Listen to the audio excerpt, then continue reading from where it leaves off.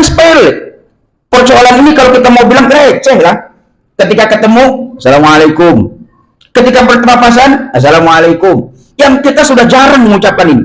Tapi setidaknya ketika salam kepada kanan, kiri, depan, belakang, bukankah orang-orang merasakan adanya kedamaian dari kehadiran kita itu? Dan itu cukup luar biasa memberikan dampak dan pengaruh. Bukankah itu? Tapi sekarang seringkali atau kenyataannya, hal yang remeh yang mampu memberikan dampak besar ini tidak kita lakukan sama sekali. Biasa saja sudah. Kalau gitu, bukankah kita seringkali sudah berpapasan dengan orang lain, tengok kanan, tengok kiri?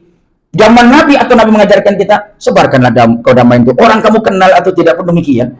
Sampai-sampai ketika melaksanakan ibadah umroh, seringkali mohon maaf, saya sering melaksanakan ibadah umroh, kemudian sampai ketemu dengan orang-orang Indonesia di lift. Kebiasaan kita cuma hanya diam dari lantai 13 sampai lantai dasar, diam saja, tidak ada yang tegur. Tapi ketika melihat orang-orang yang mungkin Islam berasal dari Eropa, begitu dia buka lift, assalamualaikum. Bukankah itu sudah kedamaian dalam lift itu? Sepele, tapi bukankah memberikan kenyamanan, kenikmatan dari hal-hal yang kecil itu? Sehingga wajar kalau Nabi menyebutkannya, aku diutus oleh Allah untuk akhlak yang mulia. Sehingga kalau kita mau mengaitkan dengan bangsa ini, apa yang sudah terkikis bahkan nyaris hilang dari bangsa ini? Akhlak, moralitas, sesuatu yang tabu saat ini sudah biasa dikonsumsi. Ucapan-ucapan kotor sudah biasa di masjid-masjid itu.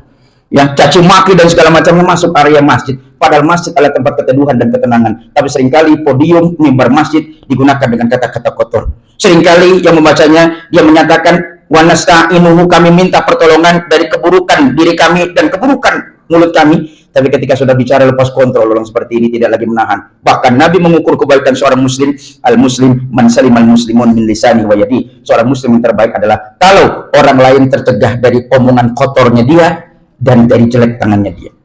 Kalau saya mau kaitkan, Syahrudin yang baik adalah Syahrudin yang orang lain tidak pernah tersakiti dengan ucapannya, dan Syahrudin yang terbaik adalah orang yang tidak pernah tersakiti dengan tangannya.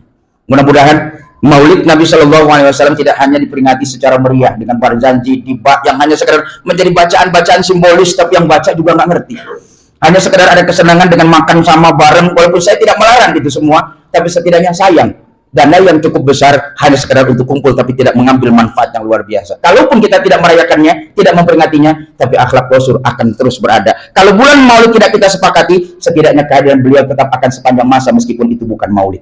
Mudah-mudahan khutbah Jumat kita ini, bahkan kehadiran kita di bulan Maulid, bahkan di hari Jumat tanggal 12, senang rasanya dengan Maulid Nabi, kiranya bagian dari mencintai baginda Rasul, kemudian kita pun disapa oleh beliau di akhirat kelak nanti, bahkan lebih dari itu, kita adalah orang-orang yang mendapatkan syafaat yang beliau janjikan.